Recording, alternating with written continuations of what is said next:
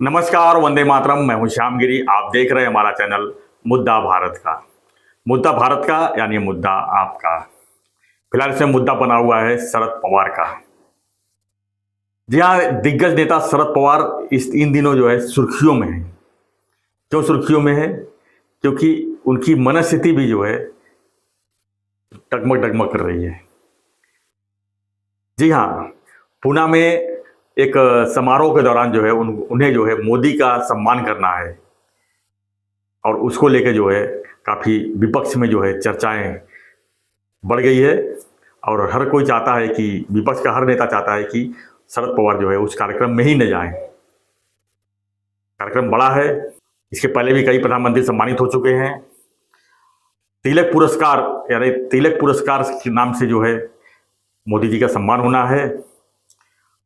अब जो है इसमें पवार साहब की जो मनस्थिति जो है असमंजस में पड़ी हुई है। इसके पहले जब एनसीपी टूट हुई थी, यानी अजित पवार दल बल के साथ जब निकल गए थे, तब पवार साहब जो है सबके सामने आए थे और उन्होंने कहा था कि हम अपनी पार्टी को फिर से मजबूत बनाएंगे, लोगों के बीच में जाएंगे। लेकिन आज 1 महीना होने को आया, लेकिन अभी तक जो है पवार साहब शुरुआत में 1-2 दिन लोगों के बीच में गए, लेकिन अभी ठंडे पड़ गए हैं। और सब जगह सुबुगाहट यही है कि पवार साहब इनडायरेक्टली एनडीए में शामिल हो गए हैं। हालांकि अभी तक पूरा मामला जो है अधर में है। इधर सत्ता में जो है अजित पवार अपनी पूरी सेना के साथ जो है सरकार में शामिल होके अभी जो अधिवेशन चल रहा था उसमें बाकायदा उन्होंने भाग लिया, बाकायदा उन्होंने फाइट किया। और विपक्ष तो ना के बराबर है, लेकिन जिस तरह से उन्होंने सत्ता के साथ में भाग लिया वो अलग ही स्थिति दिखाती है। अब कुल मिला जुला के शरद पवार के सामने बड़ी चुनौती खड़ी हुई है कि सुप्रिया सुले का क्या होगा।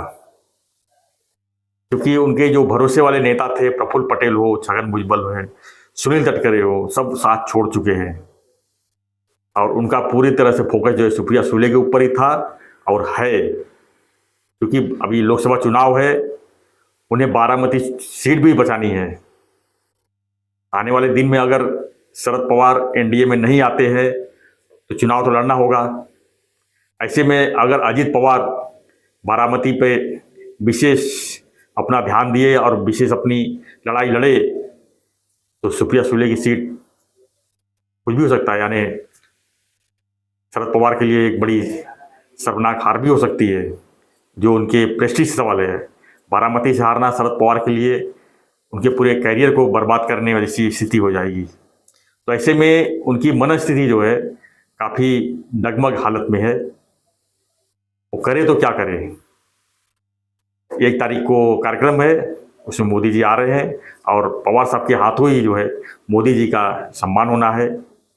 इधर उनके खासम खास उनके करीबी रहे शिवसेना के संजय राउत ने भी कहा है कि पवार साहब को वहाँ नहीं जाना चाहिए, क्योंकि पवार साहब विपक्ष के एक बड़े चेहरा हैं। अगर वहाँ पर गए तो विपक्ष में जो है नाराज़गी हो जाएगी और पवार साहब का ही नुकसान होगा इसमें। इधर जो है वो एनडीए में अगर थोड़ा सा अगर अपने आप को ढालते नहीं हैं तो उनका वैसे भी नुकसान है। कुल मिला जुला के पवार साहब का इस समय पूरे कैरियर में अभी तक जिस स्थिति में इस समय है उस स्थिति अभी तक आई नहीं होगी। पवार साहब की खासियत यह है कि उनके ऊपर कोई भरोसा नहीं करता। क्या भाजपा भी उनके ऊपर भरोसा करेगी? क्योंकि पवार साहब को कांग्रेस ने सब कुछ दिया और कांग्रेस को ही उन्होंने धोखा दिया। 1999 में जब सोनिया गांधी अध्यक्ष पद की में आई तो उन्होंने जो विदेशी महिला करके जो है उनका बहिष्कार कर दिया और पार्टी से अलग होकर अपनी राष्ट्रवादी कांग्रेस की पार्टी बनाई और कांग्रेस के साथ ही जो है सत्ता में लगातार बने रहे। यानी जिसके साथ गद्दारी किए उसी साथ सत्ता भी बनाई महाराष्ट्र में। 1999 से लेके 2014 तक उन्होंने लगातार 3 बार जो है महाराष्ट्र में कांग्रेस की बैसाखी बने रहे। मुख्यमंत्री तो नहीं दे पाए, तीन बार के कार्यकाल में, लेकिन बैसाखी बन के रहे और कांग्रेस को भरपूर समर्थन किया। केंद्र में भी उन्होंने जो है कृषि मंत्री हो, चाहे उसके पहले सुरक्षा मंत्रालय तो था ही उनके पास जब कांग्रेस में थे, लेकिन केंद्रीय मंत्री की भूमिका भी निभाई उन्होंने कांग्रेस के साथ ही। लेकिन आज स्थिति कुछ अलग है। आज कांग्रेस भले ही कह रही है कि शरद पवार हमारे साथ में है, लेकिन शरद पवार किसके साथ में है इसमें कुछ कहा नहीं जा सकता, क्योंकि जब वो चुप रहते हैं तो उनके दिमाग में कुछ अलग ही बातें घूमती रहती है। हालांकि एक हफ्ते के बीच में देखा जाए तो शरद पवार की कोई बयानबाजी मीडिया के सामने नहीं आया है। वो अक्सर मीडिया को प्रेस कॉन्फ्रेंस में कुछ ना कुछ बोलते रहते हैं, लेकिन पिछले एक हफ्ते में देखा जाए तो या 15 दिन में नज़र डाले तो कुछ उन्होंने खास बयानबाजी नहीं की है। और जिस तरह से उन्होंने कहा था कि हम लोगों के बीच में जाके लोगों का समर्थन लेंगे और अपनी पार्टी मजबूत बनाएंगे, ऐसा कुछ दिखता हुआ नज़र नहीं आ रहा है। क्योंकि जब से अजीत पवार शरद पवार से मिल के आए हैं तब से जो है स्थिति कुछ बदली लग रही है। यानी अजीत पवार अपना काम कर रहे हैं और शरद पवार चुपचाप बैठे हुए हैं।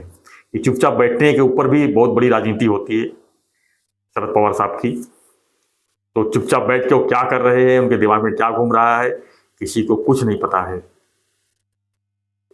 हालांकि 1 तारीख को पता चल जाएगा कि, यानी कल पता चल जाएगा कि वो एनडीए के साथ में है या नहीं है। अगर वो मंच पे गए और वहाँ पर मोदी जी का सम्मान किए तो साफ साफ ऐसा दिख जाएगा कि तमाम विपक्षियों के विरोध के बावजूद जो है वो मोदी जी के सम्मान करने वहाँ पहुँचे। उसमें अलग अलग तरह की जो है राजनीतिक बातें सामने जरूर आएंगी। खैर वो कल का विषय है, लेकिन आज जो है स्थिति ये है कि पवार साहब के मन में चल क्या रहा है, क्या करना चाहते हैं वो। अपनी पार्टी तो उनकी चली गई है। अजीत पवार ने दावा कर दिया है कि राष्ट्रवादी कांग्रेस पार्टी मेरी है, निशान भी मेरा है। ऐसे में उनके सामने अब कुछ बचा नहीं है। हालांकि दावा किए हैं, चुनाव आयोग के पास उन्होंने मेल भी भेजा है। खैर वो तो अभी उसका लंबा प्रोसीजर है, लेकिन पवार साहब के पास इस समय क्या है, उनको क्या बचाने के लिए बचा है, इसी पर जो है वो लगे पड़े हैं। नहीं कुछ बोलना, उनका कुछ नहीं कुछ बोलना, यही सब में जो है बहुत कुछ बताती है। उनके खासम खास इसमें जितेंद्र आव्हाड हैं, सुप्रिया सुले को पूरा समर्थन देने की तैयारी कर रहे हैं, लेकिन इक्का दुक्का लोगों से जो है इतनी बड़ी जिम्मेदारी नहीं बनती है। उनके सामने सबसे बड़ा सवाल यही है कि 2024 में जब लोकसभा चुनाव होगी तो बारामती सीट कैसे बचाया जाए, यानी सुप्रिया सुले को कैसे बचाया जाए, उनको उनकी राजनीतिक कैरियर जो है कैसे आगे बढ़ाया जाए। हालांकि चर्चा ये भी है कि केंद्र में जो है सुप्रिया सुले को बड़ी जिम्मेदारी दी जा सकती है अगर शरद पवार एनडीए में शामिल होते हैं तो। लेकिन सवाल यही है, क्या पवार साहब एनडीए में शामिल होंगे? और पवार साहब अगर एनडीए में शामिल होते हैं तो क्या अजीत पवार फिर से पवार साहब के साथ में ही मिलके आगे का कामकाज संभालेंगे? ये भी एक बड़ा सवाल है, एक बड़ा बहस है। क्योंकि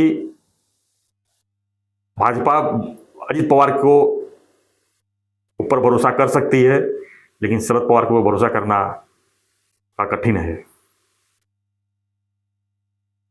तो फ्रेंड्स, आज का हमारा विषय यही था कि पवार साहब के मन में चल क्या रहा है। क्या वो 1 तारीख को होने वाले पुणे कार्यक्रम में जाएंगे? क्या वो मोदी का सम्मान करेंगे? अगर गए तो उनकी आगे की राजनीतिक पहलू किस तरह की होगी? क्या जाने के बाद भी जो है एनडीए में शामिल होंगे या विपक्ष चेहरा बने रहेंगे? तो फ्रेंड्स, आगे की जो भी राजनीतिक हलचल रहेगी हम आपके सामने बताते रहेंगे, लाते रहेंगे। हमारा एक ही रिक्वेस्ट है, अगर आपने चैनल को सब्सक्राइब नहीं किया है तो सब्सक्राइब कीजिए, लाइक करें, शेयर करें और बने रहिए हमारे साथ। देखते रहिए हमारा चैनल मुद्दा भारत का। धन्यवाद। जय हिंद, जय भारत।